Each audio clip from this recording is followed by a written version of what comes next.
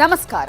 ದಿನದಲ್ಲಿ ನಡೆದಿರುವ ಅಗ್ರ ಸುದ್ದಿಯ ಸಮಗ್ರ ಮಾಹಿತಿಯನ್ನು ಕೊಡುವಂತಹ ಸೂಪರ್ ಪ್ರೈಮ್ ಅಟ್ 9ಗೆ ಸ್ವಾಗತ. ನಾನು ನವಿತಾ ಜೈನ್. ಇವತ್ತಿನ ಪ್ರಮುಖ ವಿದ್ಯಮಾನಗಳು ಏನು ಅನ್ನೋದನ್ನ ನೋಡೋಣ. ಕಾವೇರಿ ನೀರು ಬಿಡುಗಡೆ ಬಗ್ಗೆ ಸರ್ವಪಕ್ಷ ಸಭೆ ನಡೆದಿದೆ. ಕಾನೂನು ಹೋರಾಟದ ಜೊತೆಗೆ ಶಾಶ್ವತ ಪರಿಹಾರಕ್ಕೆ ಸಲಹೆ ಸಿಕ್ಕಿದೆ. ಸಂಕಷ್ಟದಲ್ಲಿ ಎಲ್ಲಾ ಪಕ್ಷಗಳೂ ಒಂದಾಗಿವೆ. ಕರಾವಳಿ ಮಲೆನಾಡಲ್ಲಿ ವರುಣ ಅಬ್ಬರಿಸಿದ್ದಾನೆ. ತೀರ್ಥಹಳ್ಳಿಯಲ್ಲಿ ಗುಡ್ಡ ಕುಸಿದು 3 ಸಾವನ್ನಪ್ಪಿದ್ದಾರೆ. ಬೆಂಗಳೂರು ಮಂಗಳೂರು ರೈಲು ಸಂಚಾರ ಬಂದ್ ಆಗಿದೆ. ಕೇರಳದಲ್ಲಿ ಮತ್ತೆ ಪ್ರವಾಹ ಸೃಷ್ಟಿಯಾಗಿದೆ. ಕಣ್ಣೂರು ಕಾಸರಗೋಡು ಜಿಲ್ಲೆಯಲ್ಲಿ ಅಲ್ಲೋಲ ಕಲ್ಲೋಲವೇ ಆಗಿದೆ. ವರುಣಾರ್ಭಟಕ್ಕೆ 8 ಮಂದಿ ಪ್ರಾಣ ಬಿಟ್ಟಿದ್ದಾರೆ. ನಾಳೆ ಸಚಿವ ಸಂಪುಟ ವಿಸ್ತರಣೆಗೆ ಕೌಂಟ್ ಡೌನ್ ಶುರುವಾಗಿದೆ. ನಾಳೆ ಬೆಳಗ್ಗೆ 10 ಗಂಟೆಗೆ ಹೈಕಮಾಂಡ್ನಿಂದ ಪಟ್ಟಿ ರವಾನೆಯಾಗಲಿದೆ. ಸಂಜೆಯೇ ಪ್ರಮಾಣ ವಚನ ಸಾಧ್ಯತೆ ಇದೆ. ಗ್ಲಾಸ್ಗೋ ಕಾಮನ್ವೆಲ್ತ್ ಕ್ರೀಡಾಕೂಟಕ್ಕೆ ತೆರೆ ಬಿದ್ದಿದೆ. 39 ಚಿನ್ನದ ಪದಕ ಗಳಿಸಿ ಭಾರತ 4ನೇ ಸ್ಥಾನ ಪಡೆದಿದೆ. ಪದಕ ವೀರರಿಗೆ ದಿಲ್ಲಿಯಲ್ಲಿ ಅದ್ಧೂರಿ ಸ್ವಾಗತ ಸಿಕ್ಕಿದೆ. ಕರುನಾಡಿನ ಜೀವನದಿ ಕಾವೇರಿ. ಕಾವೇರಿ ಅಂದ್ರೆ ಕನ್ನಡಿಗರ ಭಾವನೆ, ಪ್ರೀತಿ, ವಾತ್ಸಲ್ಯ ಎಲ್ಲವೂ. ಆದರೆ ರಾಜ್ಯದ ಮೇಲೆ ಆಗಿರೋ ಎಲ್ನಿನೋ ಎಫೆಕ್ಟ್ನಿಂದಾಗಿ ಕರ್ನಾಟಕ ಮತ್ತು ತಮಿಳುನಾಡಿನ ಮಧ್ಯೆ ಸಂಘರ್ಷದ ವಾತಾವರಣ ಸೃಷ್ಟಿಯಾಗಿದೆ. ಇದಕ್ಕಾಗಿಯೇ ಇವತ್ತು ಸರ್ವಪಕ್ಷ ನಾಯಕರು ಒಗ್ಗಟ್ಟಿನ ಪ್ರದರ್ಶನ ಮಾಡಿದ್ದಾರೆ. ತಮಿಳುನಾಡಿಗೆ ಕಾವೇರಿ ನದಿ ನೀರು ಬಿಡುಗಡೆ ವಿಚಾರಕ್ಕೆ ಸಂಬಂಧಪಟ್ಟ ಹಾಗೆ ಗೃಹ ಕಚೇರಿ ಕೃಷ್ಣಾದಲ್ಲಿ ಮುಖ್ಯಮಂತ್ರಿ ಡಿಕೆ ಶಿವಕುಮಾರ್ ನೇತೃತ್ವದಲ್ಲಿ ಸರ್ವಪಕ್ಷ ಸಭೆ ನಡೆಸಲಾಯಿತು. ಸಭೆಯಲ್ಲಿ ಮಾಜಿ ಸಿಎಂಗಳಾದ ಸಿದ್ದರಾಮಯ್ಯ, ಬಿಎಸ್ ಯಡಿಯೂರಪ್ಪ, ಡಿವಿ ಸದಾನಂದಗೌಡ, ಬಸವರಾಜ ಬೊಮ್ಮಾಯಿ, ವೀರಪ್ಪ ಮೊಯ್ಲಿ, ಕೇಂದ್ರ ಸಚಿವರಾದ ಎಚ್ಡಿ ಕುಮಾರಸ್ವಾಮಿ, ಶೋಭಾ ಕರಂದ್ಲಾಜೆ ಸೇರಿದಂತೆ ಎಲ್ಲಾ ಪಕ್ಷಗಳ ನಾಯಕರೂ ಭಾಗಿಯಾಗಿದ್ರು. ಕಾವೇರಿ ನೀರಿನ ವಿಚಾರದಲ್ಲಿ ಒಗ್ಗಟ್ಟನ್ನ ಪ್ರದರ್ಶನ ಮಾಡಿದ್ರು. ಮೇಕೆದಾಟು ಯೋಜನೆ ಜಾರಿ ಕುರಿತಂತಹ ಕಾನೂನಾತ್ಮಕ ಹೋರಾಟದಲ್ಲಿ ಸಮರ್ಥವಾದ ವಾದ ಮಂಡಿಸುವ ನಿರ್ಣಯವನ್ನು ಕೂಡ ಕೈಗೊಳ್ಳಲಾಯಿತು. ಇನ್ನು ಸರ್ವಪಕ್ಷ ಸಭೆಯ ಮತ್ತೊಂದು ಹೈಲೈಟ್ ಏನಪ್ಪಾ ಅಂತ ಹೇಳಿದ್ರೆ, ಬದ್ಧ ವೈರಿಗಳಂತಿದ್ದ ಕೇಂದ್ರ ಸಚಿವ ಎಚ್ಡಿ ಕುಮಾರಸ್ವಾಮಿ ಮತ್ತು ಸಿಎಂ ಡಿಕೆ ಶಿವಕುಮಾರ್ ಅವರ ಸಮಾಗಮ. ಸಭೆಗೆ ಆಗಮಿಸಿದ ಎಚ್ಡಿ ಕುಮಾರಸ್ವಾಮಿ ಅವರನ್ನ ಆತ್ಮೀಯವಾಗಿ ಬರಮಾಡಿಕೊಂಡ್ರು ಸಿಎಂ ಡಿಕೆ ಶಿವಕುಮಾರ್. ಕೈ ಹಿಡಿದು ಮಾತಾಡಿದ್ರು. ನಂತರ ಬಿಎಸ್ ಯಡಿಯೂರಪ್ಪ, ಬಸವರಾಜ ಬೊಮ್ಮಾಯಿಗೂ ಆತ್ಮೀಯ ಸ್ವಾಗತ ಕೋರಿದ್ರು. ಸಭೆಯಲ್ಲಿ 6 ಮಂದಿ ಮಾಜಿ ಮುಖ್ಯಮಂತ್ರಿಗಳು ಉಪಸ್ಥಿತರಿದ್ದರು. ಮುಖ್ಯಮಂತ್ರಿಗಳ ನಿಲುವಿಗೆ ಸಂಪೂರ್ಣ ಸಹಮತವನ್ನ ವ್ಯಕ್ತಪಡಿಸಿ ಹಲವು ರೀತಿಯ ಸಲಹೆಗಳನ್ನೂ ಕೊಟ್ಟರು. ಸಭೆಗೆ ಸಿಎಂ ಕೊಟ್ಟ ಸಂದೇಶ ಏನು? ಸರ್ವಪಕ್ಷ ಸಭೆಯಲ್ಲಿ ಏನೆಲ್ಲ ಆಯ್ತು ಅಂತ ನೋಡೋದಾದ್ರೆ, ಕಾವೇರಿ ವಿವಾದ ನಮಗೂ ನಿಮ್ಗೇನು ಹೊಸದಲ್ಲ. ನಾವೆಲ್ಲರೂ ವಿವಾದವನ್ನ ಮೈಗೆ ಅಂಟಿಸಿಕೊಂಡೇ ಬೆಳೆದಿದ್ದೇವೆ. ರಾಜಕೀಯಕ್ಕಿಂತ ರಾಜ್ಯದ ರೈತರ, ಜನರ ಹಿತ ಮುಖ್ಯ ಆಗತ್ತೆ. ಇಲ್ಲಿ ಸೌಹಾರ್ದಯುತವಾಗಿ ಸಮಸ್ಯೆ ನಿವಾರಣೆಗೆ ನಾವು ಆದ್ಯತೆಯನ್ನ ಕೊಡಬೇಕು. ಫಸ್ಟ್ ಕುಡಿಯುವ ನೀರಿಗೆ ಸಮಸ್ಯೆ ಆಗದ ಹಾಗೆ ನೀರು ಸಂಗ್ರಹ ಮಾಡಬೇಕು. ಪ್ರಧಾನಮಂತ್ರಿಗಳು ಬರದ ಬಗ್ಗೆ ಮೊದಲೇ ಎಚ್ಚರಿಸಿದ್ರು. ತಮಿಳುನಾಡು 9.9 ಟಿಎಂಸಿ ನೀರಿಗೆ ಮನವಿಯನ್ನ ಮಾಡಿತ್ತು. 4 ಟಿಎಂಸಿ ನೀರು ಬಿಡೋದಕ್ಕೆ ಸಿಡಬ್ಲ್ಯೂಎಂಎ ಆದೇಶ ಕೊಟ್ಟಿತ್ತು. ಈಗಾಗಲೇ ಇದರ ವಿರುದ್ಧ ಮೇಲ್ಮನವಿ ಸಲ್ಲಿಸಿದ್ದೇವೆ. ವರುಣನ ಕೃಪೆಯಿಂದ ಕೊಡಗಿನ ಭಾಗದಲ್ಲಿ ಉತ್ತಮ ಮಳೆಯಾಗಿದೆ. ನಮ್ಮಲ್ಲಿ 57 ಟಿಎಂಸಿ ನೀರು ಲಭ್ಯ ಇದೆ. ಒಳ ಹರಿವು ಹೆಚ್ಚಾಗಿದೆ. ಅಣೆಕಟ್ಟುಗಳು ತುಂಬಿ ನದಿಗೆ ನೀರು ಹರಿದು ಹೋಗ್ತಿದೆ. ಹೆಚ್ಚಾದ ನೀರನ್ನು ಹಿಡಿದಿಟ್ಟುಕೊಳ್ಳೋದಕ್ಕೆ ಸಾಧ್ಯವಿಲ್ಲ. ಈಗಾಗಲೇ ಹಾಕಿದಂತಹ ಬೆಳೆಗೆ ಕೆಆರ್ಎಸ್ ಕಬಿನಿ ನಾಲೆಗೆ ನೀರನ್ನ ಬಿಡಲಾಗ್ತಿದೆ. ಇಂತಹ ಸಂದರ್ಭದಲ್ಲಿ ಕಬಿನಿಯಿಂದ ನೀರು ಹೋಗ್ತಾ ಇದೆ. ಹಾಗಾಗಿ ಅದರ ಬಗ್ಗೆ ಚಿಂತೆ ಮಾಡುವ ಅವಶ್ಯಕತೆ ಇಲ್ಲ. ಅದು ಸುರಕ್ಷತೆಗಾಗಿ ಅನ್ನುವ ವಿಚಾರವನ್ನು ಕೂಡ ಹೇಳಲಾಯಿತು. ಇನ್ನು ಸಿಎಂಗೆ ಕೇಂದ್ರ ಸಚಿವರಾಗಿರುವ ಎಚ್ಡಿ ಕುಮಾರಸ್ವಾಮಿಯವರು ಸಲಹೆ ಕೊಟ್ಟಿದ್ದಾರೆ. ನಿಮ್ಮ ಪ್ರಾರ್ಥನೆ ಫಲ ಲಭಿಸಿದೆ. ಮಳೆಯಾಗ್ತಾ ಇದೆ. ಚಾಮುಂಡೇಶ್ವರಿಯ ದರ್ಶನ ಮಾಡಿ ಬರ್ತಾ ಇದ್ದಂತೆ ಉತ್ತಮ ಮಳೆಯೇ ಆಗ್ತಾ ಇದೆ. ಪ್ರಕೃತಿಯೇ ಸರ್ಕಾರದ ನೆರವಿಗೆ ಬಂದ ಹಾಗಾಗಿದೆ. ರಾಜ್ಯದಲ್ಲಿ ಸಮಸ್ಯೆಯ ತೀವ್ರತೆ ಕಡಿಮೆಯಾಗಿದೆ. ಹೀಗಾಗಿ ಸಭೆಯ ಉದ್ದೇಶದ ತೀವ್ರತೆಯೂ ಕಡಿಮೆಯಾಗಿದೆ. ಮುಂದಿನ ದಿನಗಳಲ್ಲಿ ಮಳೆ ಹೀಗೆ ಇರುತ್ತೆ ಅಂತ ಹೇಳೋದಿಕ್ಕಾಗೋದಿಲ್ಲ. ಮುಂದೆ ಮಳೆ ಏನಾದರೂ ಕಡಿಮೆಯಾದರೆ ಮತ್ತೆ ಸಮಸ್ಯೆ ಆಗತ್ತೆ. ಅದರಿಂದ ಇಡುವಂತಹ ಹೆಜ್ಜೆಗಳನ್ನು ಬಹಳ ಎಚ್ಚರಿಕೆಯಿಂದ ಇಡಬೇಕಾಗತ್ತೆ ಅನ್ನುವ ಸಲಹೆಯನ್ನ ಕೊಟ್ಟಿದ್ದಾರೆ. ಅದೇ ರೀತಿಯಾಗಿ ಸಿಎಂಗೆ ಮಾಜಿ ಸಿಎಂ ಸಿದ್ದರಾಮಯ್ಯ ಅವರು ಸಲಹೆ ಕೊಟ್ಟಿದ್ದಾರೆ. ಮಳೆ ಕೈಕೊಟ್ಟಾಗ ಕಾವೇರಿ ವಿಚಾರದಲ್ಲಿ ಸಾಮಾನ್ಯವಾಗಿ ಸಭೆಗಳನ್ನು ಮಾಡ್ತೀವಿ. ಸರ್ವಪಕ್ಷ ಸಭೆ ಮಾಡೋದು ವಾಡಿಕೆ. ಈ 76 ವರ್ಷಗಳಲ್ಲಿ 25 ಬಾರಿ ಸರ್ವಪಕ್ಷ ಸಭೆಯನ್ನ ಮಾಡಲಾಗಿದೆ. ಸದ್ಯ KRS ಅಣೆಕಟ್ಟೆಯಲ್ಲಿ 19 TMC ನೀರಿದೆ. ಆದರೆ ಕುಡಿಯುವ ನೀರಿಗಾಗಿ 39ರಿಂದ 40 TMC ನೀರು ಬೇಕಿದೆ. ನಿರ್ಲಕ್ಷ್ಯ ಮಾಡದೆ 40 TMC ನೀರನ್ನ ಕಾಯ್ದಿರಿಸಲೇಬೇಕು. ಜೊತೆಗೆ ಬೆಳೆಗಳಿಗೆ ಕೂಡಲೇ ನೀರು ಹರಿಸಬೇಕಾಗತ್ತೆ. ಪ್ರಾಧಿಕಾರದ ಆದೇಶದ ಪ್ರಕಾರ ನೀರು ಕೊಡಲೇಬೇಕು. ಆದರೆ ಇಲ್ಲಿ ನಾವು ಸುಪ್ರೀಂ ಕೋರ್ಟ್ಗೆ ಹೋಗ್ತೀವಿ, ಕಾನೂನು ಮೊರೆ ಹೋಗ್ತೀವಿ ಅಂತ ಹೇಳಿದ್ರೆ ಸುಪ್ರೀಂ ಕೋರ್ಟ್ಗೆ ಹೋಗೋದ್ರಲ್ಲಿ ಯಾವುದೇ ಪ್ರಯೋಜನ ಇಲ್ಲ. ಅದರ ಬದಲಾಗಿ ಶಾಶ್ವತವಾದಂತಹ ವೈಜ್ಞಾನಿಕವಾದಂತಹ ಪರಿಹಾರ ಸೂತ್ರ ನಮಗೆ ಇಲ್ಲಿ ಬೇಕಾಗಿದೆ ಅನ್ನುವ ವಿಚಾರವನ್ನ ಹೇಳಿದ್ದಾರೆ. ಸಂಕಟದ ಸೂಚನೆ ಏನಿದೆ, ಸಂಕಟದ ಸೂತ್ರ, ಅದರ ಬಗ್ಗೆ ನಾವು ಬಹಳ ಪರಿಣಾಮಕಾರಿಯಾಗಿ ಕಾನೂನಿನ ಚೌಕಟ್ಟಿನಲ್ಲೇ ಗಮನ ಇಟ್ಕೊಂಡು ಕಾನೂನಿನ ತಜ್ಞರನ್ನೇ ಚರ್ಚೆಗೆ ಅವರ ಜೊತೆ ಚರ್ಚೆಯನ್ನು ಮಾಡಿ ಅವ್ರನ್ನ ವಿಶ್ವಾಸಕ್ಕೆ ತೆಗೆದುಕೊಂಡು ಅನೇಕ ತೀರ್ಮಾನ ಕೂಡ ಮಾಡಬೇಕಾಗಿದೆ. ಕಾವೇರಿ ವಿಚಾರದಲ್ಲಿ ರಾಜ್ಯದ ಜನರ ಹಾಗೂ ರೈತರ ರಕ್ಷಣೆಗೆ ನಾನು ಮತ್ತು ನಮ್ಮ ಸರ್ಕಾರ ಎರಡು ಕೂಡ ಬದ್ಧವಾಗಿದೆ. ನೆನೆ ಮಧ್ಯಾಹ್ನ ನಂತರ ನಾವು ಅದನ್ನ ನೀರನ್ನ ಕಂಟ್ರೋಲ್ ಮಾಡಲಿಕ್ಕೆ ಸಾಧ್ಯ ಇಲ್ಲ ಅನ್ನೋ ದೃಷ್ಟಿಯಿಂದ ಆ ಡ್ಯಾಮ್ನ ಸೇಫ್ಟಿಗೋಸ್ಕರ ಅಲ್ಲಿ ಏನು ನಮ್ಮ 2-3 ಅಡಿನ ಸ್ವಲ್ಪ ಕಂಟ್ರೋಲ್ ಇಟ್ಕೊಂಡು 3-4 ಕಂಟ್ರೋಲ್ ಇಟ್ಕೊಂಡು ಆ ಕಬ್ರಿನ ನಾವು ನೀರನ್ನ ಹೊರಗಡೆ ಹೋಗ್ಲಿಕ್ಕೆ ನಾವು ಅನುವು ಮಾಡಿಕೊಟ್ಟಿದ್ದೇವೆ. ಈ ಬಂದ್ನಿಂದ ನಿಮ್ಗೇನು ಪ್ರಯೋಜನ ಆಗುವುದಿಲ್ಲ. ಆಲ್ ಪಾರ್ಟಿ ಮೀಟಿಂಗ್ ಅಲ್ಲೂ ಕೂಡ ಈ ತೀರ್ಮಾನ ಬಂದಿದೆ. ಆಲ್ ಪಾರ್ಟಿ ಮೀಟಿಂಗ್ ಅಲ್ಲೂ ಕೂಡ ನಾನೊಂದು ಅಪೀಲ್ ಮಾಡಬೇಕು ಸರ್ಕಾರದ ಪರವಾಗಿ ಅಂತೇಳಿ ಎಲ್ಲರೂ ಕೂಡ ಸಲಹೆಯನ್ನು ಕೊಟ್ಟಿದ್ದಾರೆ. ಆ ಸಲಹೆ ಮೇರೆಗೆ ನಾನು ಎಲ್ಲರೂ ಕೂಡ ನಿಮಗೆ ಬಂದಿಂದ, ಯಾಕೆಂದ್ರೆ ನಾವು ಏನು ಪ್ರಯೋಜನ ಆಗುವುದಿಲ್ಲ. ಇದು ತಾತ್ಕಾಲಿಕವಾಗಿರುವಂಥದ್ದು. ಇಡೀ ವರ್ಷ ಕುಡಿಯೋ ನೀರಿನ ಮತ್ತು ನಮ್ಮ ರೈತರಿಗೆ ನೀರು ಕೊಡುವಂಥ ಒಂದು ವಿಚಾರ ಬಹಳ ಮುಖ್ಯವಾಗಿದೆ. ಇದು ಟೆಂಪ್ರರಿ ಸೊಲ್ಯೂಷನ್ನು. ಇದ್ರ ಮೇಲೆ ನೀವು ಆರಾಮಾಗಿ ಕೂತ್ಕೊಳ್ಳುವಂಥ ಅವಶ್ಯಕತೆ ಇಲ್ಲ. ಯಾಕಂದರೆ ಎವ್ರಿ 15 ದಿವಸಕ್ಕೊಮ್ಮೆ CWRC ಮೀಟಿಂಗ್ ಆಗುತ್ತೆ, ತಿಂಗಳಿಗೊಮ್ಮೆ CWMA ಮೀಟಿಂಗ್ ಆಗುತ್ತೆ. ಡಿಸ್ಟ್ರೆಸ್ ಫಾರ್ಮುಲಾ ಪ್ರೋ ರೇಟಾ ಅಂತ ಇರೋದರಿಂದ ತಿಂಗಳು ನಾವು ಬಿಡಬೇಕಾಗತ್ತೆ. 9.5 TMC ನೀರನ್ನು ಕೂಡಲೇ ಬಿಡಬೇಕನ್ನುವಂಥ ಒತ್ತಡವೂ ಕೂಡ ಇದೆ. ನಾವು ಚರ್ಚೆ ಮಾಡುವಂಥ ವಿಚಾರಗಳಲ್ಲಿ ಅತ್ಯಂತ ಪ್ರಮುಖವಾದಂಥ ವಿಚಾರ ಒಂದು ಲೀಗಲ್ ಸೈಡಲ್ಲಿ ಇನ್ನೂ ಕೂಡ 7-8 ವರ್ಷ ಕಾವೇರಿ ಮ್ಯಾನೇಜ್ಮೆಂಟ್ ಅಥಾರಿಟಿ ಬಂದ ಮೇಲೆ ಕೂಡ ಒಂದು ಸರಿಯಾದ ಡಿಸ್ಟೆನ್ಸ್ ಫಾರ್ಮುಲಾ ಇನ್ನೂ ಆಗದಿರುವಂಥದ್ದು.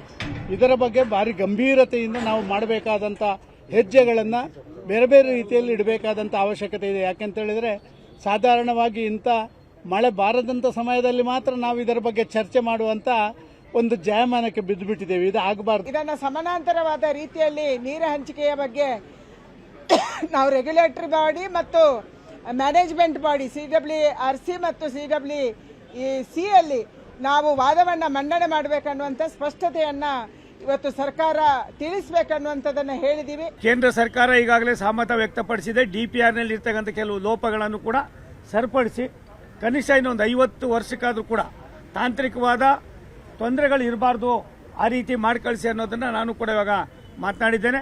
ಮುಖ್ಯಮಂತ್ರಿ ಇಂತಹ ಸಂದರ್ಭದಲ್ಲಿ ಸರ್ವಪಕ್ಷ ಸಭೆ ಕರೆಯೋದು ವಾಡಿಕೆ, ಜೊತೆಗೆ ಎಲ್ಲರ ಅಭಿಪ್ರಾಯ ಸಲಹೆ ಸೂಚನೆಗಳನ್ನ ಪಡೆಯೋದು ಕೂಡ ಸಾಮಾನ್ಯವಾಗಿ ಇರುತ್ತೆ. ಇಲ್ಲಿ ಎಲ್ಲರೂ ಒಗ್ಗಟ್ಟನ್ನ ಪ್ರದರ್ಶಿಸಿದ್ದಾರೆ. ಸರ್ಕಾರ ಏನು ನಿರ್ಧಾರ ತೆಗೆದುಕೊಳ್ಳುತ್ತೆ ಅದಕ್ಕೆ ನಮ್ಮ ಒಮ್ಮತ ಇದೆ ಅಂತ ಹೇಳಿದ್ದಾರೆ. ಇಷ್ಟೆಲ್ಲ ಸರ್ವಪಕ್ಷ ಸಭೆ ನಡೀತಾ ಇರುವಂತಹ ಸಂದರ್ಭದಲ್ಲಿ ಮಂಡ್ಯ ಭಾಗದಲ್ಲಿ ಪ್ರತಿಭಟನೆ ಜೋರಾಗಿತ್ತು. ಮಂಡ್ಯದಲ್ಲಿ ಖಾಲಿ ಮಡಿಕೆ ಹಿಡಿದು ಕುಂಬಾರ ಜಾಗೃತಿ ವೇದಿಕೆ ಸದಸ್ಯರು ಪ್ರತಿಭಟನೆ ನಡೆಸಿದರು. ಮೈಸೂರು ಬೆಂಗಳೂರು ಹೆದ್ದಾರಿ ತಡೆದು ಆಕ್ರೋಶವನ್ನ ಹೊರ ಹಾಕಿದ್ರು. ಮತ್ತೊಂದು ಕಡೆ ಪ್ರಗತಿಪರ ರೈತರು ಒಣಗಿದ ಕಬ್ಬನ್ನ ಹಿಡಿದು ರಸ್ತೆಗಿಳಿದು ತಮ್ಮ ಆಕ್ರೋಶವನ್ನ ಹೊರ ಹಾಕಿದ್ರು. ಇವೆಲ್ಲದರ ನಡುವೆ ನಾವು ಯಾವುದೇ ಕಾರಣಕ್ಕೂ ಬಂದ್ ನಿಲ್ಲಿಸಲ್ಲ ಅಂತ ಕನ್ನಡ ಪರ ಹೋರಾಟಗಾರ ವಾಟಾಳ್ ನಾಗರಾಜ್ ಗುಡುಗಿದ್ದಾರೆ. ಬಂದ್ ಮಾಡೇ ಮಾಡ್ತೀನಿ, ಯಾವ ಕಾರಣಕ್ಕೂ ನಿಲ್ಲಲ್ಲ, ಯಾವ ಒತ್ತಡಕ್ಕೂ ಮಣಿಯಲ್ಲ. ಬಂದ್ ಮಾಡೇ ಮಾಡ್ತೀವಿ, ಬಂದ್ ಮಾಡೇ ಮಾಡ್ತೀವಿ, ಬಂದ್ ಮಾಡೇ ಮಾಡ್ತೀವಿ. ಎಲ್ಲ ಪಕ್ಷದವರು ಕೂಡ ರಾಜಕಾರಣವನ್ನ ಬಿಟ್ಟು ಈ ರೈತರಿಗೆ ಈ ಶಾಶ್ವತವಾದಂತಹ ಒಂದು ಪರಿಹಾರವನ್ನ ಹುಡುಕುವಂತ ನಿಟ್ಟಿನಲ್ಲಿ ಎಲ್ಲರೂ ಕೂಡ ಚರ್ಚೆಯನ್ನ ಮಾಡಬೇಕಾಗುತ್ತೆ. ಇದು ಒಂದು ಕಡೆ ಈಗಾಗಲೇ ಕಾವೇರಿ ಸಂಕಷ್ಟಕ್ಕೆ ಸಂಬಂಧಪಟ್ಟ ಹಾಗೆ ಒಂದು ನಿರ್ಧಾರವನ್ನು ತೆಗೆದುಕೊಂಡ್ರೆ ಮತ್ತೊಂದು ಕಡೆ ಮಳೆ ಇಲ್ಲದೆ ಕಾವೇರಿ ಕೊಳ್ಳ ಬಣಗುಡುತ್ತಿತ್ತು. ಇದು ಕರ್ನಾಟಕ ತಮಿಳುನಾಡು ಮಧ್ಯೆ ಸಂಘರ್ಷಕ್ಕೆ ನಾಂದಿನೂ ಹಾಡಿತ್ತು. ಅಲ್ಲದೆ ರೈತರಲ್ಲಿ ಆತಂಕದ ಕಾರ್ಮೋಡ ಕವಿಯಂತೆಯೂ ಮಾಡಿತ್ತು. ಆದರೆ ಕೇರಳ ಕರ್ನಾಟಕದ ಪಶ್ಚಿಮ ಘಟ್ಟದಲ್ಲಿ ಸುರಿತಾ ಇರುವ ಧಾರಾಕಾರ ಮಳೆ ರೈತರ ಮೊಗದಲ್ಲಿ ಮಂದಹಾಸ ಮೂಡಿಸಿದೆ. ಭಾರೀ ಮಳೆಯಿಂದ ಗುಡ್ಡ ಕುಸಿದು 3 ಜೀವಗಳನ್ನೂ ಬಲಿ ಪಡೆದಿದೆ.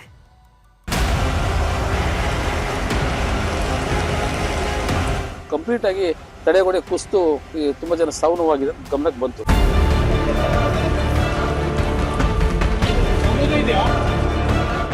ಕೆಲಸಕ್ಕೆ ಬಂದಿರತಕ್ಕಂತ ಒಂದು ಕುಟುಂಬ ಗಂಡ ಹೆಂಡತಿ ಮತ್ತು ಮಗು 3 ಜನ ಸೇರ್ಕೊಂಡಿದ್ದಾರೆ. ಸರ್ಕಾರ ಏನ್ ಕ್ರಮ ತಗೊಳ್ಬೇಕು ಅದಕ್ಕೆ ನಾವು ಒತ್ತಾಯ ಮಾಡ್ತಕ್ಕಂಥದ್ದು ಮಾಡಿದ್ದೇವೆ. ಅಪ್ಪಳಿಸಿದ ಯಮಗುಡ್ಡ, 3 ಜೀವಂತ ಸಮಾಧಿ. ಮಲಗಿದ್ದವರು ಮಲಗಿದ್ದಲ್ಲೇ ಬಲಿ, ಅಟ್ಟಹಾಸ ಮೆರೆದ ವಿಧಿ. ಇದನ್ನ ದುರಂತ ಅನ್ಬೇಕೋ, ವಿಧಿಯ ಮೋಸದಾಟ ಅನ್ಬೇಕೋ, ಅಥವಾ ಈ ಬಡಪಾಯಿಗಳ ಆಯಸ್ಸು ಇದ್ದಿದ್ದೇ ಇಷ್ಟು ಅನ್ಬೇಕೋ ಒಂದೂ ಗೊತ್ತಾಗ್ತಾ ಇಲ್ಲ. ಯಾಕಂದ್ರೆ ಹುಟ್ಟಿದ್ದೆಲ್ಲೋ ಬೆಳೆದಿದ್ದೆಲ್ಲೋ, ಹೊಟ್ಟೆಪಾಡಿಗಾಗಿ ಕೂಲಿ ನಾಲಿ ಮಾಡ್ತಾ ಊರೂರು ತಿರುಗ್ತಾ ಇದ್ರು. ಹೀಗೆ ಕೂಲಿ ಮಾಡೋದಕ್ಕೆ ಅಂತಾನೆ ಕೊಪ್ಪಳದ ಗಂಗಾವತಿಯಿಂದ ತೀರ್ಥಹಳ್ಳಿಗೆ ಒಂದಷ್ಟು ಮಂದಿ ಬಂದಿದ್ರು. ಇಲ್ಲೇ ಮಣ್ಣಿನ ಕೆಲಸ ಮಾಡಿಕೊಂಡು ಜೀವನ ಸಾಗಿಸ್ತಾ ಇದ್ರು. ರಾತ್ರಿ ನಿದ್ದೆಗೆ ಜಾರಿದವರು ಬೆಳಿಗ್ಗೆ ಸೂರ್ಯನನ್ನ ನೋಡಲೇ ಇಲ್ಲ. ಯಾಕಂದ್ರೆ ಶೆಡ್ ಹಿಂಬದಿಯ ಗುಡ್ಡ ಕುಸಿತಾ ಇದ್ದಂತೆ ಮಲಗಿದ್ದವರು ಅಲ್ಲೇ ಸಮಾಧಿಯಾಗಿದ್ದಾರೆ.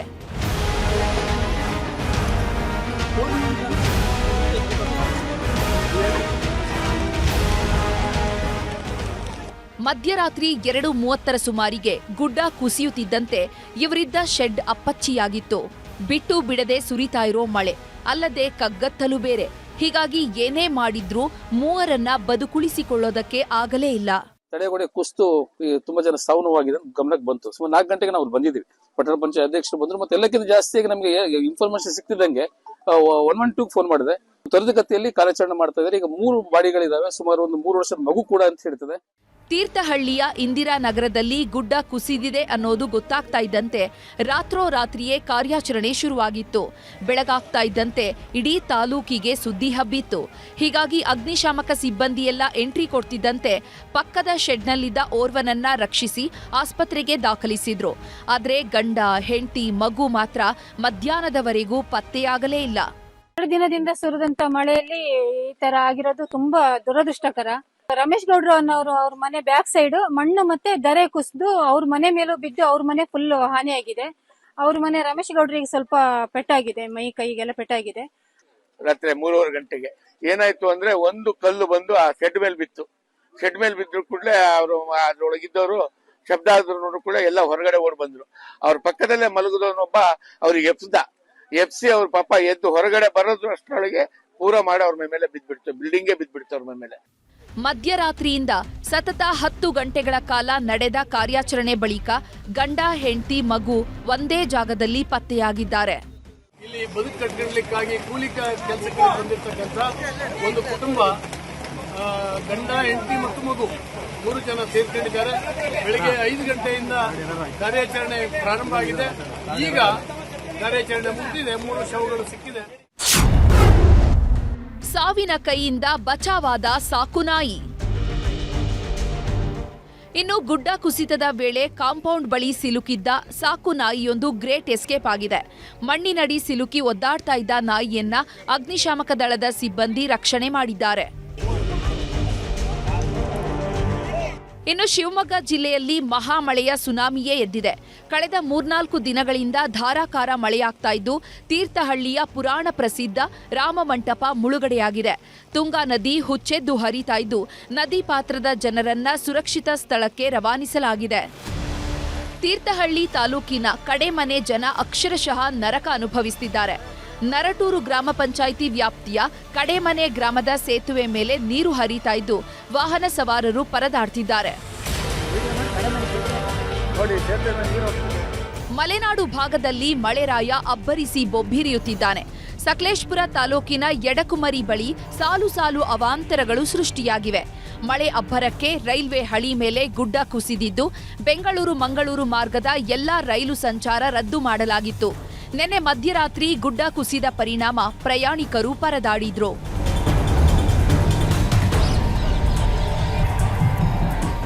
ಚಿಕ್ಕಮಗಳೂರು ಜಿಲ್ಲೆಯಲ್ಲಿ ವರುಣನ ಅಬ್ಬರ ಹೇಳತೀರದಂತಾಗಿದೆ. ಕೊಪ್ಪ ತಾಲೂಕಿನ ಜಯಪುರ ಸಮೀಪದ ಹಿರೇಗದ್ದೆಯಲ್ಲಿ ಧಾರಾಕಾರ ಮಳೆಗೆ ಗುಡ್ಡವೇ ಕುಸಿದು ಬಿದ್ದಿದೆ. ಕೂವೆ ಹಿರೇಗದ್ದೆ ಸಂಪರ್ಕಿಸುವ ರಸ್ತೆ ಪಕ್ಕದಲ್ಲೇ ಭೂಕುಸಿತವಾಗಿದ್ದರಿಂದ ವಾಹನ ಸವಾರರು ಪರದಾಡುವಂತಾಗಿದೆ. ಪಶ್ಚಿಮ ಘಟ್ಟಗಳ ಸಾಲಿನಲ್ಲಿ ಕಳೆದೆರಡು ದಿನದಿಂದ ಭಾರೀ ಮಳೆಯಾಗ್ತಿದೆ. ಚಿಕ್ಕಮಗಳೂರು ಜಿಲ್ಲೆಯ ಕೊಪ್ಪ ತಾಲೂಕಿನಲ್ಲಿ ಮಳೆ ಹೊಡೆತಕ್ಕೆ ಹಳ್ಳ ಕೊಳ್ಳಗಳು ಮೈದುಂಬಿ ಹರಿಯುತ್ತಿವೆ. ಮೆಣಸಿನಹಾಡಿಯ ಕಿರು ಸೇತುವೆ ಮೇಲೆ ನೀರು ಹರಿತಾ ಇದ್ದು, ಕೋಗ್ರೆ ಹೊರನಾಡು ಸಂಪರ್ಕಿಸುವ ರಸ್ತೆ ಸಂಚಾರ ಅಸ್ತವ್ಯಸ್ತವಾಗಿದೆ. ಇದರಿಂದ ವಾಹನ ಸವಾರರು ಹೈರಾಣಾಗಿದ್ದಾರೆ. ದಕ್ಷಿಣ ಕನ್ನಡ ಜಿಲ್ಲೆಯಲ್ಲಿ ಬಿಟ್ಟು ಬಿಡದೆ ಸುರಿತಾ ಇರೋ ಮಳೆಗೆ ಜನರು ಹೈರಾಣಾಗಿದ್ದಾರೆ. ಮಳೆ ಹೊಡೆತಕ್ಕೆ ಮಂಗಳೂರಿನ ಮಣ್ಣಗುಡ್ಡೆಯಲ್ಲಿ ಬುಡ ಸಮೇತ ಬೃಹತ್ ಮರ ಉರುಳಿ ಬಿದ್ದಿದೆ. ಅದೃಷ್ಟವಶಾತ್ ಬೈಕ್ ಸವಾರ ಕೂದಲೆಳೆ ಅಂತರದಲ್ಲಿ ಪ್ರಾಣಾಪಾಯದಿಂದ ಪಾರಾಗಿದ್ದಾನೆ. ಈ ಘಟನೆಯ ದೃಶ್ಯ ಸಿಸಿಟಿವಿ ಕ್ಯಾಮೆರಾದಲ್ಲಿ ಸೆರೆಯಾಗಿದೆ.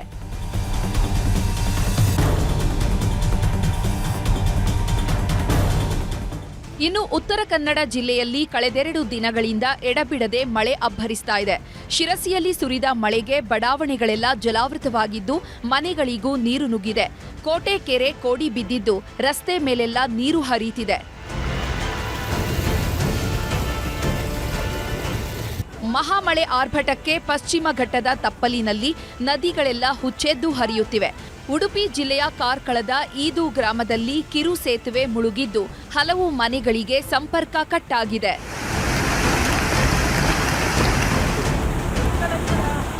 ಮಹಾರಾಷ್ಟ್ರದಲ್ಲಿ ಸುರಿಯುತ್ತಿರೋ ಮಳೆ ಬೆಳಗಾವಿ ಜನರಿಗೆ ಜೀವ ಕಳೆ ತಂದಿದೆ.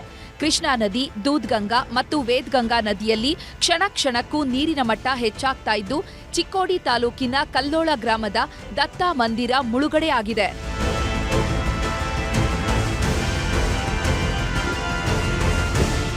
ಕೊಡಗಿನಲ್ಲಿ ಸುರಿತಾ ಇರೋ ಭಾರೀ ಮಳೆಯ ಪರಿಣಾಮ ಹಾರಂಗಿ ಜಲಾಶಯದಿಂದ ಅಪಾರ ಪ್ರಮಾಣದ ನೀರು ಹೊರಬಿಡಲಾಗ್ತಾ ಇದೆ. ಹೀಗಾಗಿ ಕೆಆರ್ ನಗರ ತಾಲೂಕಿನ ಚುಂಚನಕಟ್ಟೆ ಫಾಲ್ಸ್ಗೆ ಜೀವ ಕಳೆ ಬಂದಿದೆ. ಡ್ರೋನ್ ಕ್ಯಾಮೆರಾದಲ್ಲಿ ಜಲಧಾರೆಯ ವೈಭವ ಸೆರೆಯಾಗಿದೆ.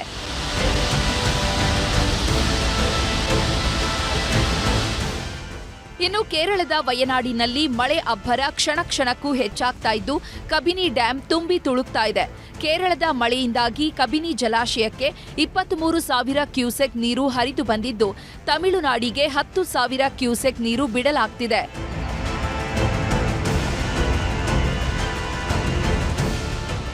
ಒಟ್ನಲ್ಲಿ ಕಾವೇರಿ ಸಮಸ್ಯೆಗೆ ತಾತ್ಕಾಲಿಕ ಬ್ರೇಕ್ ಬಿದ್ದಿದೆ. ಮಲೆನಾಡು ಕರಾವಳಿಯಲ್ಲಿ ಹುಚ್ಚೆದ್ದು ಮಳೆ ಆಗ್ತಾ ಇದೆ. ಆದರೆ ಉತ್ತರದಲ್ಲಿ ಮಾತ್ರ ಬರ ಭೀಕರ ತಾಂಡವವಾಡ್ತಿದೆ. Bureau report, news 18. ರಾಜ್ಯದಲ್ಲಿ ಎಲ್ಲೆಲ್ಲಿ ಮಳೆ ಆಗಿದೆ ಅಲ್ಲಿ ಅನೇಕ ಅವಾಂತರಗಳು ಸಮಸ್ಯೆ ಆದರೆ ಅನೇಕ ಕಡೆ ಭೀಕರ ಬರಗಾಲ ಇನ್ನೂ ಕೂಡ ಇದೆ. ಇದು ರಾಜ್ಯದ ಕಥೆಯಾದ್ರೆ ನಮ್ಮ ಪಕ್ಕದ ರಾಜ್ಯ ಕೇರಳದಲ್ಲಿ ಮಳೆಗಾಲ ಬಂತು ಅಂದ್ರೆ ಯಾವಾಗ ಏನಾಗುತ್ತೋ ಅನ್ನುವ ಪರಿಸ್ಥಿತಿ ನಿರ್ಮಾಣವಾಗ್ಬಿಡತ್ತೆ. ಪ್ರತಿ ವರ್ಷದಂತೆ ಈ ವರ್ಷವೂ ನೆರೆಯ ಕೇರಳದಲ್ಲಿ ವರುಣ ಅಬ್ಬರಿಸಿ ಬೊಬ್ಬಿರಿಯುತ್ತಿದ್ದಾನೆ. ವರುಣನ ಆರ್ಭಟಕ್ಕೆ 3 ಮಕ್ಕಳು ಸೇರಿದಂತೆ 8 ಮಂದಿ ಸಾವನ್ನಪ್ಪಿದ್ದಾರೆ. ಮಳೆಯಿಂದಾದ ಅವಾಂತರ ಒಂದೆರಡಲ್ಲ. ಕೇರಳದಾದ್ಯಂತ ಸುರಿತಾ ಇರುವ ಈ ಮಹಾಮಳೆಗೆ ಜನ ತತ್ತರಿಸಿ ಹೋಗಿದ್ದಾರೆ. ಕರ್ನಾಟಕದ ನೆರೆಯ ಕಣ್ಣೂರು ಜಿಲ್ಲೆಯಲ್ಲಿ 320 ಮಿಲಿಮೀಟರ್ ಮಳೆಯಾಗಿದೆ. ಸಾವಿರಾರು ಜನರನ್ನ ಸ್ಥಳಾಂತರ ಮಾಡಲಾಗಿದೆ. ನೂರಾರು ಜನ ಮನೆ ಮಠಗಳನ್ನು ಕಳ್ಕೊಂಡು ನಿರಾಶ್ರಿತರಾಗಿದ್ದಾರೆ. ಈಗ ಪರಿಹಾರ ಕೇಂದ್ರಗಳನ್ನೂ ಅಲ್ಲಿ ತೆರೆಯಲಾಗಿದೆ. ಶ್ರೀ ಕಂದಪುರಂನ ಪುರಸಭೆ ವ್ಯಾಪ್ತಿಯಲ್ಲಿ ಅಧಿಕ ಮಳೆಯಾಗಿದ್ದು ಇಡೀ ನಗರ ಜಲಾವೃತವಾಗಿದೆ.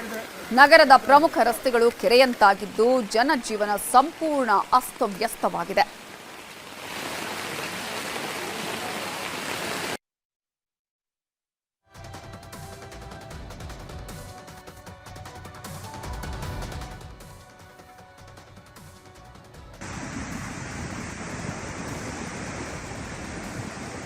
ಕಾಸರಗೋಡು ಜಿಲ್ಲೆಯಲ್ಲೂ ವರುಣ ಭಾರೀ ಅವಾಂತರವನ್ನೇ ಸೃಷ್ಟಿಸಿದ್ದಾನೆ. ಫಲವಯಾರ್, ಕಿನ್ನನೂರು, ಕರಿಂತಲಂ, ಪೆರೋಲ್ ಮತ್ತು ಕ್ಲಾಯಿಕೋಡ್ ಗ್ರಾಮಗಳಲ್ಲಿ ಭಾರೀ ಅನಾಹುತ ಸೃಷ್ಟಿಯಾಗಿದ್ದು ಪರಿಹಾರ ಶಿಬಿರಗಳನ್ನು ತೆರೆಯಲಾಗಿದೆ.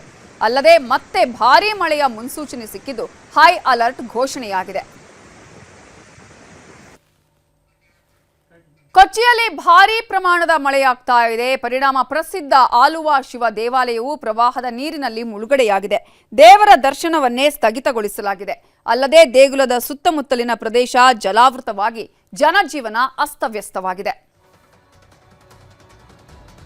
ಇನ್ನು ಕೇರಳದ ಕೋಝಿಕೋಡ್ ಮೈಸೂರು ರಾಷ್ಟ್ರೀಯ ಹೆದ್ದಾರಿಯಲ್ಲಿ ಮಳೆಯಾಗಿದ್ದು ಭಾರೀ ಅವಾಂತರವನ್ನೇ ಸೃಷ್ಟಿಸಿದೆ.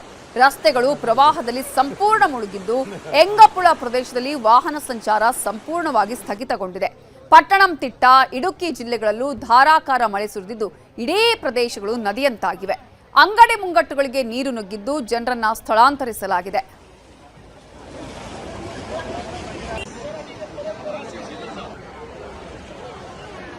ಇನ್ನು ಗುಜರಾತ್ನಲ್ಲೂ ಧಾರಾಕಾರ ಮಳೆಯಾಗ್ತಿದ್ದು ಸಬರ್ಕಾಂತ ಜಿಲ್ಲೆಯಲ್ಲಿ ನಿರಂತರ ಮಳೆಯಿಂದಾಗಿ ಪ್ರವಾಹ ಸೃಷ್ಟಿಯಾಗಿದೆ. ಈದರ್ ಟೌನ್ನಲ್ಲಿ ಕಾರೊಂದು ಪ್ರವಾಹದ ನೀರಲ್ಲಿ ಕೊಚ್ಚಿ ಹೋಗಿದೆ. ಇನ್ನು ತಗ್ಗು ಪ್ರದೇಶಗಳಿಗೆಲ್ಲ ನೀರು ನುಗ್ಗಿ ಭಾರೀ ಅವಾಂತರವೇ ಸೃಷ್ಟಿಯಾಗಿದೆ.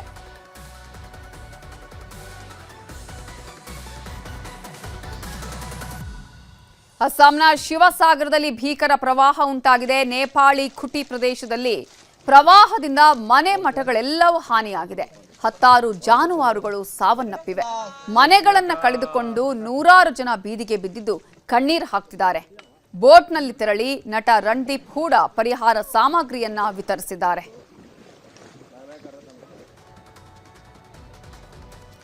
ಇನ್ನು ಸಿಎಂ ಡಿಕೆ ಶಿವಕುಮಾರ್ ಸಿಎಂ ಆಗಿ ಪ್ರಮಾಣ ವಚನ ಸ್ವೀಕರಿಸಿ ನಾಳೆಗೆ ಬರೋಬ್ಬರಿ 2 ತಿಂಗಳು. ಆದರೂ ಕ್ಯಾಬಿನೆಟ್ ವಿಸ್ತರಣೆ ಕಗ್ಗಂಟಾಗಿಯೇ ಉಳಿದಿತ್ತು. ಮುಖ್ಯಮಂತ್ರಿ ಡಿಕೆ ಶಿವಕುಮಾರ್, ಮಾಜಿ ಸಿಎಂ ಸಿದ್ದರಾಮಯ್ಯ, ಕೆಪಿಸಿಸಿ ಅಧ್ಯಕ್ಷ ಬಿಕೆ ಹರಿಪ್ರಸಾದ್ ದಿಲ್ಲಿ, ಬೆಂಗಳೂರು ಅಂತ ಓಡಾಡಿದ್ದೇ ಬಂತು. ಆದರೂ ಪಟ್ಟಿ ಫೈನಲ್ ಆಗಿರಲಿಲ್ಲ. ಇದೀಗ ಕ್ಲೈಮ್ಯಾಕ್ಸ್ಗೆ ಕೌಂಟ್ ಡೌನ್ ಶುರುವಾಗಿದೆ. ಕಳೆದ 4 ದಿನಗಳ ಹಿಂದೆ ದಿಲ್ಲಿಯಲ್ಲಿ ಲೋಕಸಭೆ ವಿಪಕ್ಷ ನಾಯಕ ರಾಹುಲ್ ಗಾಂಧಿಯವರನ್ನ ಭೇಟಿಯಾಗಿದ್ದ ಸಿಎಂ ನೇತೃತ್ವದ ರಾಜ್ಯ ನಾಯಕರು ಪಟ್ಟಿಯನ್ನ ಕೊಟ್ಟು ಬಂದಿದ್ರು. ಇವತ್ತು ಸಂಜೆ ಕೆಸಿ ವೇಣುಗೋಪಾಲ್ ಹಾಗೂ ಸುರ್ಜೇವಾಲಾ ಪಟ್ಟಿಯೊಡನೆ ಬೆಂಗಳೂರಿಗೆ ಬರ್ತಾರೆ ಅಂತಾನೂ ಹೇಳಲಾಗಿತ್ತು. ಇದೀಗ ನಾಳೆ ಬೆಳಗ್ಗೆ 10 ಗಂಟೆಗೆ ಪಟ್ಟಿ ರಿಲೀಸ್ಗೆ ಮುಹೂರ್ತ ನಿಗದಿಯಾಗಿದೆ ಎನ್ನಲಾಗ್ತಿದೆ. ಸಿಎಂ ಡಿಕೆ ಶಿವಕುಮಾರ್ಗೆ ದಿಲ್ಲಿಯಿಂದ ಕರೆ ಬಂದಿದ್ದು ಇವತ್ತು ಮತ್ತೊಂದು ಸುತ್ತಿನ ಸಭೆ ನಡೆಸಿ ನಾಳೆ ಬೆಳಗ್ಗೆ 10 ಗಂಟೆಗೆ ಪಟ್ಟಿ ರವಾನಿಸಲಾಗುವುದು ಅನ್ನುವ ಸಂದೇಶ ಬಂದಿದೆಯಂತೆ. ಹೀಗಾಗಿ ಎಲ್ಲ ಅಂದುಕೊಂಡಂತೆ ನಡೆದರೆ ನಾಳೆ ಸಂಜೆ 4 ಗಂಟೆಗೆ ನೂತನ ಸಚಿವರ ಪ್ರಮಾಣ ವಚನ ಕಾರ್ಯಕ್ರಮ ನಡೆಯಲಿದೆ. ಒಂದು ವೇಳೆ ನಾಳೆ ಪಟ್ಟಿ ಕಳುಹಿಸೋದು ತಡವಾದರೆ ಬುಧವಾರ ಪ್ರಮಾಣ ವಚನ ನಡೆಯಲಿದೆ ಅಂತ ಹೇಳಲಾಗ್ತಿದೆ. 3ನೇ ತಾರೀಕು ಮಾಡ್ತೀನಿ ಅಂತ ಹೇಳಿದ್ದಾರೆ ಸೋಮವಾರ. 99% ಅಂತ ಹೇಳಿದ್ದಾರೆ. ಇನ್ನೊಂದು % ಏನೋ ಹೆಚ್ಚು ಕಡಿಮೆ ಏನು ಮಾಡೋದು? ಏನಾರ ಭೂಕಂಪ ಗೀಕಂಪ ಆಗಿ 99% ಅಂತ ಹೇಳವ್ರೆ. ನಮ್ಮ ಹತ್ರ ಏನು ಪಟ್ಟಿ ಇನ್ನೂ ಕೊಟ್ಟಿಲ್ಲ. ಅವ್ರ ಹತ್ರನೇ ಪಟ್ಟಿ. ಇನ್ನು ಪಟ್ಟಿ ಲಕೋಟೆಲ್ಲಿ ಬರ್ತದೆ. ಲಕೋಟೆ ಓಪನ್ ಆದಾಗ ಗೊತ್ತಾಗೋದು ಯಾರ್ಯಾರು ಅವರೇ ಒಳಗಡೆ ಅಂತ. ಹೈಕಮಾಂಡ್ ಅಂತಿಮವಾದ ತೀರ್ಮಾನ ಆಗುತ್ತಪ್ಪ, ಆಗುತ್ತೆ. ಸ್ವಲ್ಪ ಹುಷಾರು ದಯವಿಟ್ಟು. ಆಗುತ್ತಪ್ಪ, ಆಗುತ್ತೆ. ಸ್ವಲ್ಪ ಹುಷಾರು ದಯವಿಟ್ಟು. ಸೊ ಪಟ್ಟಿ ಯಾವಾಗ ಬರುತ್ತೆ ಅನ್ನುವಂತಹ ಕುತೂಹಲ, ಯಾರಿಗೆ ಚಾನ್ಸ್ ಸಿಗುತ್ತೆ, ಯಾರಿಗೆ ಲಕ್ ಅಥವಾ ಕುಲಾಯಿಸುತ್ತೆ, ಯಾರಿಗೆ ಶಾಕ್ ಅನ್ನುವಂತಹ ಪ್ರಶ್ನೆ ಹಾಗೆಯೇ ಉಳಿದಿದೆ. ಆದರೆ ಏನೆಲ್ಲ ಮಾನದಂಡಗಳು ಅಂತ ನಾವು ನೋಡ್ತಾ ಹೋಗೋದಾದ್ರೆ ಪ್ರಮುಖವಾಗಿ ಸಕ್ರಿಯ, ಜನಪ್ರಿಯ ಯುವ ಮುಖಗಳಿಗೆ ಆದ್ಯತೆಯನ್ನ ಕೊಡಬೇಕು ಅನ್ನೋದು. ಜೊತೆಗೆ ಇಲ್ಲಿ ಹೊಸಬರು ಮತ್ತು ಹಿರಿಯರ ಬ್ಯಾಲೆನ್ಸ್ ಸಂಪುಟ ಆಗಬೇಕು ಅನ್ನುವಂತಹ ಆಲೋಚನೆ ಹಿನ್ನೆಲೆಯಲ್ಲಿಯೇ ಈ ಸಲ ಒಂದು ವಿಶೇಷವಾದ ಸಂಪುಟ ಆಗತ್ತೆ ಅನ್ನುವ ಮಾತುಗಳು ಕೂಡ ಇದೆ. 60% ಹೊಸಬರಿಗೆ ಅವಕಾಶ ಆದರೆ 40% ಅನುಭವಿ ಹಿರಿಯ ಶಾಸಕರು ಕೂಡ ಈ ಸಂಪುಟದಲ್ಲಿ ಇರ್ತಾರೆ. ಇನ್ನು ಸಾಂಪ್ರದಾಯಿಕ ವೋಟ್ ಬ್ಯಾಂಕ್ ಆಗಿರುವ ಅಹಿಂದಾಗೆ ಆದ್ಯತೆಯನ್ನ ನೀಡಲಾಗುತ್ತೆ. ಪ್ರಮುಖವಾಗಿ ಪ್ರಾದೇಶಿಕ ಸಮತೋಲನದ ಸೂತ್ರದ ಪಾಲನೆ ಕೂಡ ಮಾಡಬೇಕಾಗತ್ತೆ. ಇಲ್ಲಿ ಆ ಮಾನದಂಡವನ್ನ ಇಟ್ಟುಕೊಂಡು ಆಯ್ಕೆ ಕೂಡ ಇರುವಂತದ್ದು. ಜೊತೆಗೆ 2 ಮಹಿಳಾ ಶಾಸಕರಿಗೆ ಈ ಸಲ ಅವಕಾಶ ಸಿಗುವ ಸಾಧ್ಯತೆ ಇದೆ. ಏನಾಗುತ್ತೆ ಅನ್ನೋದು ಗೊತ್ತಾಗುತ್ತೆ. ಸೊ ಸಿಎಂ ಮತ್ತು ಮಾಜಿ ಸಿಎಂ ಬಣಗಳ ಬ್ಯಾಲೆನ್ಸ್ ಕೂಡ ಇಲ್ಲಿ ಆಗಬೇಕಾಗಿದೆ. ಒಂದು ಡಿಕೆ ಶಿವಕುಮಾರ್ ಮತ್ತೊಂದು ಸಿದ್ದರಾಮಯ್ಯ ಅವರ ಬಣಗಳ ನಡುವೆ ಬ್ಯಾಲೆನ್ಸ್ ಮಾಡಬೇಕಾಗಿರೋದು ದೊಡ್ಡ ಚಾಲೆಂಜ್.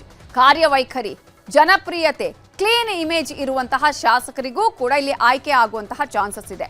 ಸ್ಥಳೀಯ ಸಂಸ್ಥೆಗಳನ್ನ ಮುಂದೆ ಚುನಾವಣೆ ಬರುತ್ತಲ್ಲ ಅಲ್ಲಿ ಗೆಲ್ಲಿಸುವ ಸಾಮರ್ಥ್ಯ ಇರಬೇಕು. ಅಂಥವರನ್ನ ಕೂಡ ಈ ಸಲ ಸಚಿವ ಸಂಪುಟಕ್ಕೆ ಸೇರಿಸಿಕೊಳ್ಳುವ ಸಾಧ್ಯತೆಗಳಿದೆ.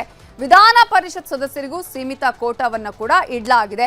ಯಾರ್ಯಾರಿಗೆ ಸಿಗತ್ತೆ ಈ ಸಲ ಅವಕಾಶ, ಯಾರ್ಯಾರು ಮಿಸ್ ಮಾಡ್ಕೊಳ್ತಾರೆ, ಆ ನಂತರ ಏನಾಗತ್ತೆ, 18 ಸ್ಥಾನಗಳ 20 ಸ್ಥಾನಗಳನ್ನು ಭರ್ತಿ ಮಾಡ್ತಾರಾ, ಹೀಗೆಲ್ಲ ಕುತೂಹಲ ಕೂಡ ಇದೆ. ಇನ್ನು ರಾಜ್ಯ, ದೇಶ, ವಿದೇಶಕ್ಕೆ ಸಂಬಂಧಪಟ್ಟಂತಹ ಪ್ರಮುಖ ಸುದ್ದಿಯನ್ನ ನೋಡೋಣ. ಬಿಹಾರದ ಪಕ್ಷೇತರ ಸಂಸದ ಪಪ್ಪು ಯಾದವ್ ಮೇಲೆ ಹಲ್ಲೆಗೆ ಯತ್ನ ನಡೆದಿದೆ. ದೆಹಲಿಯ ನಿವಾಸದಲ್ಲಿ ಪ್ರೆಸ್ ಮೀಟ್ ಮಾಡುವಾಗ ಪಪ್ಪು ಯಾದವ್ ಕಡೆ ಚೂರಿ ಶೂ ಎಸೆಯಲಾಗಿದೆ. ಫೈಜಾಬಾದ್ ಮೂಲದ ಸುಮಿತ್ ಅನ್ನುವಾತನಿಂದ ಹಲ್ಲೆಯ ಯತ್ನವಾಗಿದೆ. ಶ್ರೀರಾಮನ ಹುಂಡಿ ಕಳ್ಳತನದ ಬಗ್ಗೆ ಸಂಸತ್ ಆವರಣದಲ್ಲಿ ವಿಭಿನ್ನ ಪ್ರತಿಭಟನೆ ಮಾಡಿದ್ದಕ್ಕಾಗಿ ಈ ಹಲ್ಲೆಯ ಪ್ರಯತ್ನ ನಡೆದಿದೆ. ನಾಳೆಯ ಸಂಸತ್ ಕಲಾಪಗಳಲ್ಲೂ ಪಪ್ಪು ಯಾದವ್ ಪ್ರತಿಭಟನೆ ಬಗ್ಗೆಯೇ ಜೋರು ಗಲಾಟೆಯಾಗುವ ಸಾಧ್ಯತೆಗಳಿವೆ. ಮೊನ್ನೆ ಸಂಸತ್ ಆವರಣದ ಪ್ರತಿಭಟನೆ ಸಂಬಂಧ ಪಪ್ಪು ಯಾದವ್ ಹಾಗೂ ರಾಹುಲ್ ಗಾಂಧಿ ವಿರುದ್ಧ ಈಗಾಗಲೇ ಎಫ್ಐಆರ್ ದಾಖಲಾಗಿದೆ. ಇದೀಗ ಪಪ್ಪು ದಾಳಿಯನ್ನ ಇಟ್ಟುಕೊಂಡು ಪ್ರತಿಪಕ್ಷಗಳು ಸರ್ಕಾರಕ್ಕೆ ಬಿಸಿ ಮುಟ್ಟಿಸಲಿವೆ. ರಾಜ್ಯಾದ್ಯಂತ ಪೊಲೀಸ್ ಕಾನ್ಸ್ಟೇಬಲ್ ಹುದ್ದೆಗಳಿಗೆ ಪರೀಕ್ಷೆಗಳು ನಡೆದವು. ವಿಜಯಪುರ ಜಿಲ್ಲೆ ತಿಕೋಟಾದ ಶಾರದಾಂಬಾ ಪಿಯು ಕಾಲೇಜಲ್ಲಿ ಗೊಂದಲ ಉಂಟಾಯಿತು. ಪ್ರಶ್ನೆ ಪತ್ರಿಕೆ ಅರ್ಧ ಗಂಟೆ ತಡವಾಗಿ ಕೊಟ್ಟ ಆರೋಪ ಮಾಡಿದ ಅಭ್ಯರ್ಥಿಗಳು ಗೇಟ್ ಮುರಿದು ತಮ್ಮ ಆಕ್ರೋಶವನ್ನ ಹೊರಹಾಕಿದರು. ಹಾಸನದಲ್ಲೂ OMR ಶೀಟ್ ಅದಲು ಬದಲಾಗಿ ಗೊಂದಲ ಉಂಟಾಯಿತು. ಸರ್ಕಾರಿ ಬಾಲಕಿಯರ ಪದವಿ ಪೂರ್ವ ಕಾಲೇಜು ಗಂಧದ ಕೋಟೆಯಲ್ಲಿ ಪರೀಕ್ಷಾ ಕೇಂದ್ರದಿಂದ ಹೊರಬಂದ ಅಭ್ಯರ್ಥಿಗಳು ಪ್ರಶ್ನೆಯನ್ನ ಮಾಡಿದ್ರು. ಜಿಲ್ಲಾಧಿಕಾರಿ ಲತಾ ಕುಮಾರಿ ಅಲ್ಲಿಗೆ ಭೇಟಿ ಕೊಟ್ಟರು. ಸಮಸ್ಯೆಗಳಿಗೆ ಪರಿಹಾರವನ್ನ ಸೂಚಿಸಿದ್ರು. ಕಲಬುರಗಿಯ SP ಕಾಲೇಜಿನ ಪರೀಕ್ಷಾ ಕೇಂದ್ರದಲ್ಲೂ ಅವಾಂತರ ನಡೆದಿದೆ. ಅಭ್ಯರ್ಥಿಗಳಿಗೆ ಅರ್ಧ ಗಂಟೆ ತಡವಾಗಿ ಪ್ರಶ್ನೆ ಪತ್ರಿಕೆ ಕೊಟ್ಟಿರುವ ಆರೋಪ ಕೇಳಿಬಂದಿದೆ. 10:30ಕ್ಕೆ ಕೊಡಬೇಕಾದ ಪ್ರಶ್ನೆ ಪತ್ರಿಕೆಯನ್ನ 11 ಗಂಟೆಗೆ ಕೊಟ್ಟಿದ್ದಾರೆ ಅಂತ ಪರೀಕ್ಷಾರ್ಥಿಗಳು ಆರೋಪವನ್ನ ಮಾಡಿದ್ದಾರೆ. ಪೊಲೀಸ್ ಕಾನ್ಸ್ಟೇಬಲ್ ಪರೀಕ್ಷೆ ವೇಳೆ ಪುಟ್ಟ ಕಂದನಿಗಾಗಿ ಪೊಲೀಸರ ಹೃದಯ ಮಿಡಿದಿದೆ. ಬೆಂಗಳೂರಿನ ಚೆನ್ನಮ್ಮನಕೆರೆ ಠಾಣಾ ವ್ಯಾಪ್ತಿಯ ಕೃಷ್ಣ ಕಾಲೇಜು ಪರೀಕ್ಷಾ ಕೇಂದ್ರದಲ್ಲಿ ಪರೀಕ್ಷೆ ಬರೆಯಲು 8 ತಿಂಗಳ ಮಗುವಿನ ಜೊತೆಗೆ ತಾಯಿ ಬಂದಿದ್ರು. ಗಂಡನ ಬಳಿ ಮಗು ಬಿಟ್ಟು ಪರೀಕ್ಷೆ ಬರೆಯೋದಕ್ಕೆ ತಾಯಿ ತೆರಳಿದ್ರು. ತಾಯಿ ಪರೀಕ್ಷಾ ಕೇಂದ್ರಕ್ಕೆ ಹೋದ ಬಳಿಕ ಮಗು ಅಳ್ತಾ ಇತ್ತು. ಮಗುವಿನ ಅಳು ಕಂಡು ಹತ್ತಿರಕ್ಕೆ ಬಂದ ಪೊಲೀಸ್ ಸಿಬ್ಬಂದಿ ಸೀರೆಯಲ್ಲಿ ಜೋಕಾಲಿ ಕಟ್ಟಿ ಮಗುವನ್ನ ಆಡಿಸಿದ್ದಾರೆ. ಬಿಡದಿ ಪಾದಯಾತ್ರೆ ಬಗ್ಗೆ ಬಿಜೆಪಿ ಹಾಗೂ ಜೆಡಿಎಸ್ನಲ್ಲಿ ಒಮ್ಮತ ಮೂಡಿಲ್ಲ. ಜೊತೆಯಾಗಿ ಹೋಗುವ ಬಗ್ಗೆ ಕರೆದಿದ್ದ ಸಭೆಯೇ ರದ್ದಾಗಿದೆ. ಕುಮಾರಸ್ವಾಮಿ ದೆಹಲಿಗೆ ಹೋಗುತ್ತಲೇ ತಾವೇ ಪಾದಯಾತ್ರೆ ಮಾಡೋದಾಗಿ ನಿಖಿಲ್ ಕುಮಾರಸ್ವಾಮಿ ಘೋಷಿಸಿದ್ದಾರೆ. ಆಗಸ್ಟ್ 9, 10 ಹಾಗೂ 11ರಂದು 3 ದಿನಗಳ ಕಾಲ ಪಾದಯಾತ್ರೆ ನಡೆಯಲಿದೆ. ಮಲ್ಲೇಶ್ವರಂನ ಬಿಜೆಪಿ ಕಚೇರಿಯಲ್ಲಿ ರಾಜ್ಯ ಬಿಜೆಪಿ ಕೋರ್ ಕಮಿಟಿ ಸಭೆ ನಡೆಯಿತು. ರಾಜ್ಯದ ಬರ ಪರಿಸ್ಥಿತಿ, ಸರ್ಕಾರದ ನಿರ್ಧಾರಗಳ ಬಗ್ಗೆ ಚರ್ಚೆಗಳಾಗಿವೆ. ಜಿಬಿಎ ಚುನಾವಣೆ, ಸ್ಥಳೀಯ ಸಂಸ್ಥೆಗಳ ಚುನಾವಣೆ, ಹಿರಿಯೂರು ಉಪಚುನಾವಣೆ ಗೆಲ್ಲುವ ಬಗ್ಗೆಯೂ ಚರ್ಚೆಗಳು ನಡೆದಿವೆ. ಕೆಪಿಎಸ್ಸಿಯಿಂದ ಯುವಕರಿಗೆ ಅನ್ಯಾಯ ಆಗಿದ್ದು ಸದನದಲ್ಲಿ ಚರ್ಚಿಸುವ ತೀರ್ಮಾನವನ್ನ ಕೈಗೊಳ್ಳಲಾಗಿದೆ. ವಿಜಯನಗರ ಜಿಲ್ಲೆ ಹಗರಿಬೊಮ್ಮನಹಳ್ಳಿ ಪೊಲೀಸ್ ಠಾಣೆಯಲ್ಲಿ ವ್ಯಕ್ತಿಯೊಬ್ಬನ ಅನುಮಾನಾಸ್ಪದ ಸಾವು ಪೊಲೀಸರ ಮೇಲೆಯೇ ಅನುಮಾನವನ್ನ ಮೂಡಿಸಿದೆ. ಮನೆಯಲ್ಲಿ ಜಗಳ ಮಾಡ್ತಿದ್ದ ಅಂತ ಹೇಳಿ ಪತ್ನಿ ಕೊಟ್ಟ ದೂರಿನ ಮೇರೆಗೆ ಹರಪನಹಳ್ಳಿಯ ಖಲೀಲ್ನನ್ನ ಪೊಲೀಸರು ಠಾಣೆಗೆ ಕರ್ಕೊಂಡು ಬಂದಿದ್ರು. ಫಿಟ್ಸ್ ಬಂದು ಸತ್ತಿದ್ದಾನೆ ಅನ್ನೋದು ಪೊಲೀಸರ ವಾದ. ಒಪ್ಪದ ಪೋಷಕರು ಗಲಾಟೆ ಮಾಡಿದ್ದಾರೆ. ಚಾಮರಾಜನಗರದ ಗಡಿ ಭಾಗದಲ್ಲಿ ಕಾಡಾನೆ ಹಾವಳಿಗೆ ಜನ ಬೆಚ್ಚಿ ಬಿದ್ದಿದ್ದಾರೆ. ಬಂಡೀಪುರ ಮಧುಮಲೈ ರಸ್ತೆಯಲ್ಲಿ ಬೈಕ್ ಸವಾರನನ್ನ ಕಾಡಾನೆ ಅಟ್ಟಾಡಿಸಿಕೊಂಡು ಬಂದಿದೆ. ಈ ವೇಳೆ ಬೈಕ್ನಿಂದ ಜಿಗಿದು ಕಾಡಾನೆ ದಾಳಿಯಿಂದ ಸವಾರ ಪಾರಾಗಿದ್ದಾನೆ. ಆನ್ಲೈನ್ ಫುಡ್ ಡೆಲಿವರಿ ಸ್ವಿಗ್ಗಿ ವಿರುದ್ಧ ಬೆಂಗಳೂರಿನ ಹೋಟೆಲ್ ಮಾಲೀಕರು ಆಕ್ರೋಶವನ್ನ ವ್ಯಕ್ತಪಡಿಸಿದ್ದಾರೆ. ಕಮಿಷನ್, ಡಿಸ್ಕೌಂಟ್, ವಿವಿಧ ಕಡಿತಗಳ ಸಂಬಂಧ ಚರ್ಚೆಗೆ ಮೀಟಿಂಗ್ ಕರೆಯುವಂತೆ ಸ್ವಿಗ್ಗಿ ಸಿಇಒಗೆ ಹೋಟೆಲ್ ಮಾಲೀಕರು ಆಗ್ರಹವನ್ನ ಮಾಡಿದ್ದಾರೆ. ಮುಖ್ಯಮಂತ್ರಿ ಡಿಕೆ ಶಿವಕುಮಾರ್ ಕರೆದಿದ್ದ ಸರ್ವಪಕ್ಷ ಸಭೆಗೆ ಅನಾರೋಗ್ಯದ ಕಾರಣಕ್ಕೆ ದೇವೇಗೌಡರು ಬಂದಿರಲಿಲ್ಲ. ಬದಲಾಗಿ ಡಿಕೆ ಶಿವಕುಮಾರ್ಗೆ ಪತ್ರ ಬರೆದಿದ್ದ ದೇವೇಗೌಡರು ರಾಜ್ಯದ ಜನ, ರೈತರ ಪರ ನಿರ್ಣಯಗಳು ಆಗ್ಲಿ, ಕರ್ನಾಟಕಕ್ಕೆ ಅನ್ಯಾಯ ಆಗದಂತೆ ಕಾನೂನು ಹೋರಾಟದ ರೂಪುರೇಷೆಗಳಾಗ್ಲಿ ಅನ್ನುವ ಸಲಹೆ ಕೊಟ್ಟಿದ್ರು. ರಾಜ್ಯ ಸರ್ಕಾರದ ಪರವಾಗೇ ನಿಲ್ಲುವುದಾಗಿಯೂ ದೇವೇಗೌಡರು ತಮ್ಮ ಪತ್ರದಲ್ಲಿ ಉಲ್ಲೇಖ ಮಾಡಿದ್ರು. ಕರ್ನಾಟಕದಲ್ಲಿ ಆದಂತೆಯೇ ತಮಿಳುನಾಡಿನಲ್ಲಿಯೂ ಸರ್ವಪಕ್ಷ ಸಭೆಯ ಕೂಗು ಕೇಳಿದೆ. ಡಿಎಂಕೆ, ಎಐಎಡಿಎಂಕೆ ಶಾಸಕರು ವಿಜಯ್ ಸರ್ಕಾರದ ಮೇಲೆ ಒತ್ತಡ ಹೇರುತ್ತಿದ್ದಾರೆ. ಆದರೆ ಸದ್ಯದ ಪರಿಸ್ಥಿತಿಯಲ್ಲಿ ಸರ್ವಪಕ್ಷ ಸಭೆಯ ಅಗತ್ಯ ಇಲ್ಲ ಅಂತ ಹೇಳಿದೆ ವಿಜಯ್ ಸರ್ಕಾರ. ತಮಿಳುನಾಡಿನ ರೈತರು ಕಾವೇರಿ ನೀರಿಗಾಗಿ ನದಿಗಿಳಿದಿದ್ದಾರೆ. ಕರ್ನಾಟಕದಿಂದ ನೀರು ಹರಿಸುವಂತೆ ಒತ್ತಾಯಿಸಿ ತಿರುಚಿರಾಪಲ್ಲಿಯಲ್ಲಿ ಪ್ರತಿಭಟನೆ ಮಾಡಿದ್ರು. ಕಾವೇರಿ ನದಿಯ ಮರಳಿನಲ್ಲೂ ಹೂತ್ಕೊಂಡು ವಿಭಿನ್ನವಾಗಿ ಪ್ರತಿಭಟಿಸಿದ್ರು.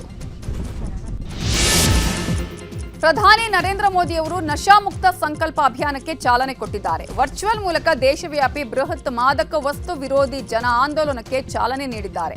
ಡ್ರಗ್ಸ್ ಕುರಿತು ನಮ್ಮ ಯುವಕರು ಜಾಗೃತರಾಗಬೇಕಿದೆ. ಇದಕ್ಕಾಗಿ ಯುವಜನತೆ ಪ್ರತಿಜ್ಞೆ ಮಾಡಬೇಕಿದೆ. ಉತ್ತಮ ಭಾರತ, ಸದೃಢ ಭಾರತಕ್ಕಾಗಿ ಪ್ರತಿಜ್ಞೆ ಮಾಡಿ ಅಂತ ಪ್ರಧಾನಿ ನರೇಂದ್ರ ಮೋದಿ ಕರೆ ಕೊಟ್ಟಿದ್ದಾರೆ.